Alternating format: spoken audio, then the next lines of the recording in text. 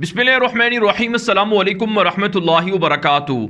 नाज़रीन, आप देख रहे हैं दुनिया मेरे आगे यूट्यूब चैनल और मैं हूं गुलाम नबी मदनी। आज 16 अगस्त 2021 है और आज दिन है पीर का। इस वीडियो के अंदर अफ़गानिस्तान की ताज़ा तरीन सूरत हाल, अफ़गानिस्तान से मुताल्लिक नई खबरें, नई अपडेट्स और मालूमात आपके सामने रखेंगे।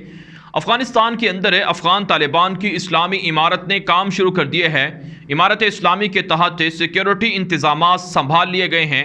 अफ़गान तालिबान ने खुसूसी कमांडो दस्ते काबुल शहर के अंदर डिप्लॉय कर दिए हैं। तालिबान के खुफिया इदारे, इंटेलिजेंस इदारे के जो काबुल के हेड हैं, सरबराह हैं, मौलवी फतहुल्लाह मदनी, उन्होंने अपने ताज़ा वीडियो पैगाम के अंदर ये कहा है कि काबुल शहर के अंदर सब कुछ मामूल के मुताबिक चल रहा है और पूरा जो शहर है वो तालिबान के कंट्रोल में है। तालिबान ने हर जगह पर अपने फ़ौजी, अपने कमांडोज़ और खुफिया इदारे के लोग खड़े कर दिए हैं, लिहाजा काबुल शहर के अंदर किसी भी तरह की बदअमनी नहीं है। उन्होंने ऐलान किया है कि चंद चोर और तखरीबकार पकड़े गए हैं जिनको तालिबान ने गिरफ्तार कर लिया है, लेकिन अब हालात मामूल के मुताबिक हैं। तो इसलिए नाज़रीन, ये बात कही जा सकती है कि अफ़गानिस्तान के अंदर अफ़गान तालिबान की अमलन इस्लामी इमारत शुरू हो चुकी है और अमलन वहाँ पर तालिबान ने सिक्योरिटी के इंतज़ाम संभाल रखे हैं और सब कुछ मामूल के मुताबिक जारी है। लेकिन दूसरी तरफ नाज़रीन, काबुल का एयरपोर्ट है जहाँ पर सैकड़ों नहीं हज़ारों लोग खड़े हुए हैं। रश की कैफियत है। अमेरिका, कनाडा, बरतानिया के नाम से अफवाहें चलाई गई कि इन्होंने ऐलान किया है कि अफ़गानियों को बग़ैर वीज़ों के, बग़ैर पासपोर्ट के अमेरिका, कनाडा, बरतानिया वगैरह मुंतकिल करने की इजाज़त दी गई है और जहाज़ एयरपोर्ट पर खड़े हुए हैं। इस वजह से लोगों ने रश बना लिया और लोग बड़ी तादाद में एयरपोर्ट पहुँच गए। नाज़रीन, आप जानते हैं ये वो लोग हैं जो अमेरिका की ग़ुलामी करते रहे और अमेरिका के फ़ौजियों की आमद से खुश रहे, उनके साथ मिलकर अफ़गानिस्तान के अंदर जंग लड़ते रहे। तो बुनियादी तौर पर ये वो लोग हैं जो अमेरिका जाना चाहते हैं। नाज़रीन, ऐसी वीडियो सामने आ रही हैं जिसमें देखा जा सकता है कि काबुल एयरपोर्ट पर जो रनवे है उसमें जब जहाज़ उड़ने के लिए, उड़ान भरने के लिए रनवे पर चल रहा है तो लोग जहाज़ के साथ दौड़े जा रहे हैं, जहाज़ के ऊपर लटके हुए हैं, लपके हुए हैं। यही वजह है नाज़रीन कि काबुल एयरपोर्ट पर खड़े हुए जो अमरीकी फ़ौजी थे उन्होंने हवाई फायरिंग की, लेकिन लोग बास ना आए तो उन्होंने 5 अफ़गान शहरियों को गोलियां भी मार दी जो जाँ बहक हो गए। और इसके अलावा ख़बर यह भी है कि 3 ऐसे अफ़गान शहरी थे जो जहाज़ के साथ लटक गए। जब जहाज़ ने उड़ान भरी तो वो फ़िज़ा से नीचे गिर पड़े और 3 शहरी इस तरह से मारे गए। तो काबुल एयरपोर्ट की सूरत हाल मामूल के मुताबिक नहीं है, वहाँ पर हालात ख़राब हैं और काबुल एयरपोर्ट का कंट्रोल तालिबान के पास भी नहीं है। काबुल एयरपोर्ट है, इसका जो कंट्रोल है वो अमरीकी फ़ौज के पास है। अब अमेरिका ने ऐलान किया है कि वो आर्जी तौर पर जो शहरियों को निकालने का सिलसिला था उसे मुअत्तल कर रहे हैं, यानी उन्होंने फ़्लाइट्स ऑपरेशन बंद कर दिए हैं। नाज़रीन, इतलात ये हैं कि अमेरिका ने अपने सफारतकारों को, अपने फ़ौजियों को, सबको निकाल लिए है। यहाँ तक कि ऐसी तस्वीरें भी देखने में आई हैं कि अमरीकी फ़ौजी और अमरीकी फ़ौजियों के जो कुत्ते थे उनको भी जहाज़ों में पुरअमन तरीके से डालकर निकाल लिया गया है। लेकिन अफ़गान शहरी जिन्होंने अमरीका की ग़ुलामी की, उन्हें अमरीका नहीं लेकर जा रहा है। तो बुनियादी तौर पर ख़बर यह है कि अफ़गानिस्तान का काबुल एयरपोर्ट अमरीका की बद इंतज़ामी की वजह से इस वक्त क्राइसिस का शिकार है और वहाँ पर लोग मारे मारे फिर रहे हैं। हालांकि नाज़रीन, अफ़गान तालिबान ने तमाम शहरियों से अपील की थी कि वो अपने घरों में रहें, कहीं पर ना जाएं, उनके साथ किसी भी तरह का कोई जुल्म नहीं होगा, उनको माफ़ी है। लेकिन फिर भी लोग ग़ुलामी और लिबरल और सेकुलरिज्म से बाज नहीं आ रहे हैं और वो एयरपोर्ट पर जाकर मुख्तलिफ मुल्कों में फ़रार होना चाहते हैं।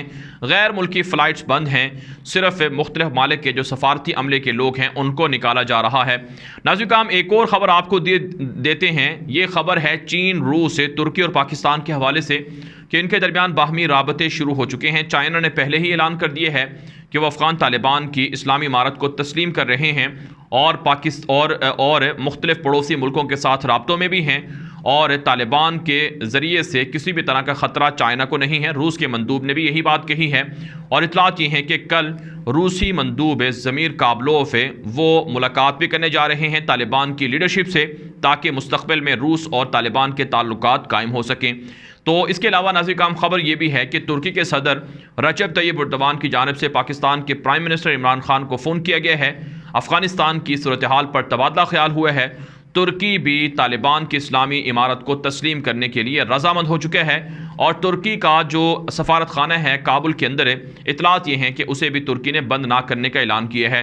तो पाकिस्तान, चाइना, रशिया, तुर्की, इन चारों मुल्कों के सफारत खाने खुले भी हुए हैं और इन चारों मुल्कों के बाहमी राबते भी हैं और अफ़गान तालिबान की सूरत हाल पर ये लोग सब कुछ देख रहे हैं। और पाकिस्तान के अंदर बाकायदा नेशनल सिक्योरिटी जो कौंसिल है उसका इजलास भी हुआ है, उसकी तफसीलात आपको अगली वीडियो में बताएंगे।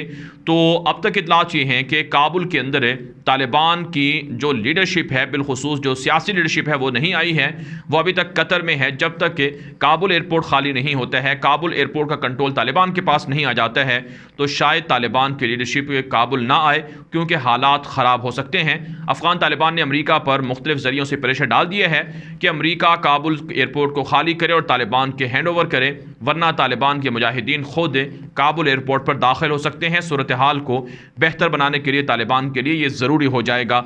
इसके अलावा नाज़रीन काम एक और ख़बर आपके सामने रखते हैं कि अफ़गानिस्तान का वज़ीर दिफ़ा, काबुल हुकूमत का जो वज़ीर दिफ़ा था बिस्मिल्लाह मोहम्मदी, जो अशरफ गनी को लान तान भी गुज़श्ता रोज़ कर चुका है, एक और ट्वीट उसने की है, उसमें यह कहा है कि वो तालिबान के सामने सरेंडर नहीं करेगा।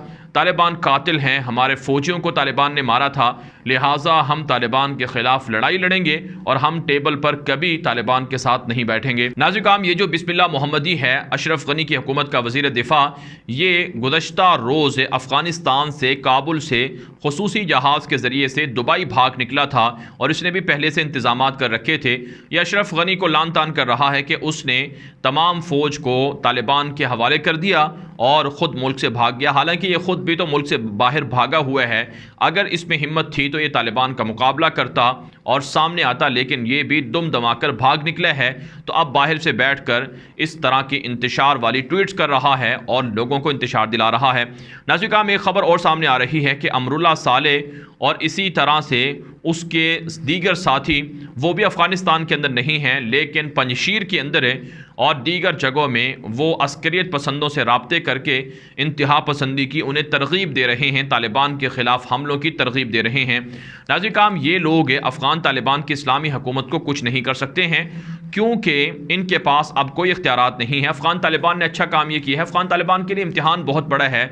जैसा कि कल काबुल पर तालिबान के कंट्रोल के बाद मुल्ला अब्दुल गनी बरादर का रात के वक्त बयान जारी हुआ था, उसमें उन्होंने कहा कि हमारे लिए अब कड़ा इम्तिहान शुरू हुआ है, अफ़गानिस्तान का अमन व अमान बहाल करना है, तामीर व तरक्की करनी है, लोगों की मुश्किलात हल करनी है और मुखालिफिन का मुकाबला भी करना है।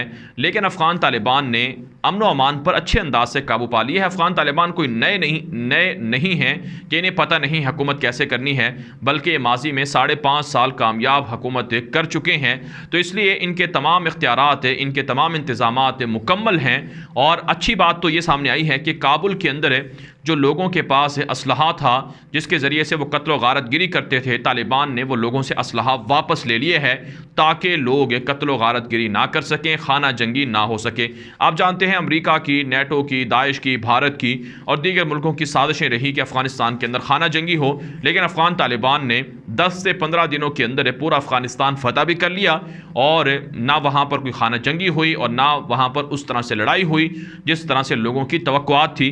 अमेरिका के नेशनल सिक्योरिटी एडवाइज़र कह रहे हैं कि हमें तवक्को नहीं थी कि तालिबान इतनी जल्दी फतह कर लेंगे और इतनी जल्दी कंट्रोल हासिल कर लेंगे।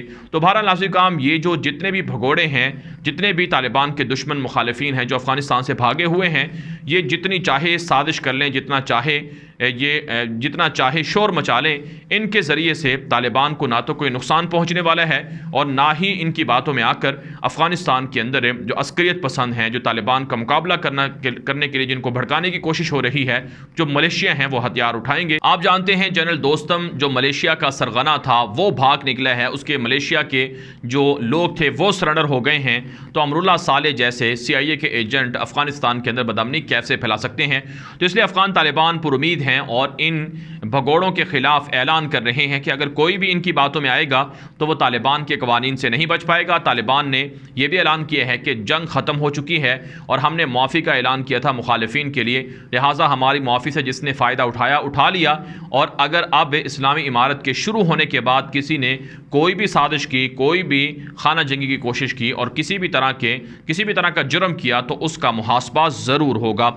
इसके अलावा नाज़रीन काम एक और ख़बर सामने आ रही है कि अफ़गानिस्तान से रात के अंधेरे में 45 हेलीकॉप्टर जो काबुल एयरफोर्स के पास थे उसमें काबुल एयरफोर्स के लोग और काबुल हुकूमत के लोग सवार होकर भाग निकले हैं। इसमें से कुछ हेलीकॉप्टर ताजिकिस्तान गए हैं और कुछ उज़्बेकिस्तान गए हैं। नाज़रीन काम 45 हेलीकॉप्टर बहुत बड़ी तादाद है। वैसे एक अंदाजे के मुताबिक 160 के करीब जंगी हेलीकॉप्टर थे, जंगी जहाज़ थे काबुल एयरफोर्स के पास जो तालिबान को माल गनीमत के तौर पर मिले हैं। लेकिन आप जानते हैं चूँकि काबुल एयरफोर्स के पास ये जहाज़ थे तो ये इन जहाज़ों में सवार होकर मुख्तलिफ मुल्कों में भाग गए हैं। इनमें से नाज़रीन काम एक जहाज़ है उज़्बेकिस्तान के अंदर मार गिराया गया है। उज़्बेकिस्तान की हुकूमत ने, उज़्बेकिस्तान की हुकूमत की जानिब से बयान जारी हुआ है कि हमने इस जहाज़ को वार्निंग दी थी कि वो हमारी हुदूद के अंदर ना आए और ना हमें पता था कि इस जहाज़ के अंदर कौन सवार है, लेकिन उन्होंने हुदूद की खिलाफ वर्जी की जिसकी वजह से हमने इस जहाज़ को मार गिराया है। तो कुल 45 हेलीकॉप्टर वो अफ़गानिस्तान से उज़्बेकिस्तान और ताजिकिस्तान ले जाए गए हैं। तालिबान ने उज़्बेकिस्तान और ताजिकिस्तान की हुकूमत से रब्ता किया है कि ये 45 हेलीकॉप्टर अफ़गानिस्तान की तालिबान की इस्लामी इमारत का हिस्सा हैं और ये अफ़गानिस्तान के अवाम के पैसों से ख़रीदे गए थे, लिहाजा ये हेलीकॉप्टर वापस किए जाएँ। आप जानते हैं अफ़गान तालिबान ने तमाम एयरपोर्ट्स का कंट्रोल भी संभाल रखा है और जो जंगी हेलीकॉप्टर तालिबान को मिले हैं, तालिबान के पायलट्स अपने मौजूद हैं, इंजीनियर्स मौजूद हैं और जो पहले से एयरपोर्ट्स को रन करने वाले जो इंजीनियर्स थे और जो मुलाजमीन थे उनको भी तालिबान ने साथ रखा हुआ है। तो इस तरह से तालिबान एयरपोर्ट्स को और जंगी जहाज़ों को फंक्शनल रखना चाहते हैं और अफ़गानिस्तान की जो एयर स्पेस है वो तालिबान अपने कंट्रोल में लेना चाहते हैं। और पड़ोसी मुल्कों के अंदर जो भी काबुल हुकूमत के लोग टैंक लेकर भागे हैं, रेंजर गाड़ियां लेकर भागे हैं या दीगर असलहा लेकर भागे हैं, उनको तालिबान वापस लेने के लिए कोशिश हैं और वहाँ पड़ोसी मुल्कों से हर तरह के राब्ते कर रहे हैं। जबकि नाज़रीन काम अफ़गानिस्तान के जितने भी क्रॉसिंग बॉर्डर थे सब पर तालिबान का कंट्रोल हो चुका है और सब जगह पर इमारत इस्लामी के झंडे भी लहराए जा चुके हैं। इसके अलावा नाज़रीन काम हमारे पास से ऐसी तस्वीर भी आ रही हैं जो हम आपको ट्विटर अकाउंट पर भी दिखा रहे हैं, जिनमें देखा जा सकता है कि अफ़गानिस्तान की आवाम अफ़गान तालिबान से मोहब्बत कर रही है, उन्हें फूल पेश कर रही है, मुजाहिदीन को उनसे गले मिल रही है और इस्लामी इमारत के झंडे गाड़ियों पर, हाथों में और बच्चों को दिए हुए हैं और बच्चों के सरों के साथ बांधे हुए हैं। तो ये सारी चीज़ें अफ़गान तालिबान की इस्लामी इमारत से अफ़गान अवाम की मोहब्बत का नतीजा है और इससे यकीनन अफ़गानिस्तान की अवाम और अफ़गान तालिबान की हुकूमत को काफ़ी फ़ायदा पहुँचेगा। पर नाज़रीन काम अफ़गानिस्तान के हवाले से अब तक की ताज़ा तरीन अपडेट थी जो आपके सामने रखी गई हैं। इस हवाले से अपनी राय कॉमेंट के जरिए से ज़रूर पहुँचाएँ। मज़ीद खबरों के लिए आप हमारे ट्विटर अकाउंट गुलाम नबी मदनी को लाज़मी फॉलो करें। अब तक के लिए इतना ही इजाज़त दीजिए। अल्लाह हाफ़िज़।